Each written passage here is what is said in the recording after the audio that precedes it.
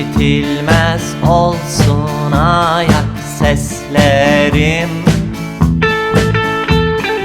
Gölgem bir başka sokağa sapıversin. Unutayım bir anda her şeyi, nerede oturduğumu. Bir tuhaf Adem olduğumu Can adında. Unutayım bir anda her şeyi, nerede oturduğumu. Bir tuhaf Adem olduğumu Can adında.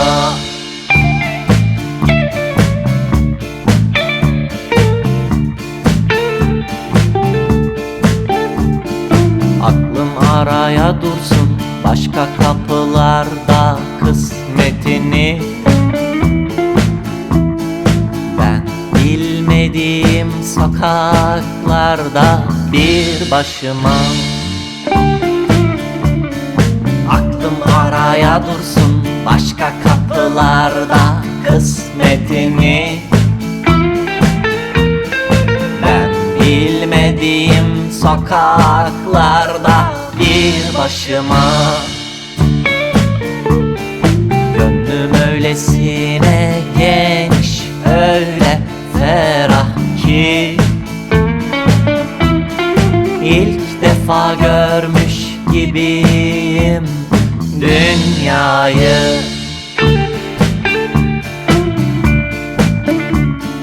Bir şaşkınlık içinde yeniden doğmuş gibi. Hatırlamam artık değil mi dostlar?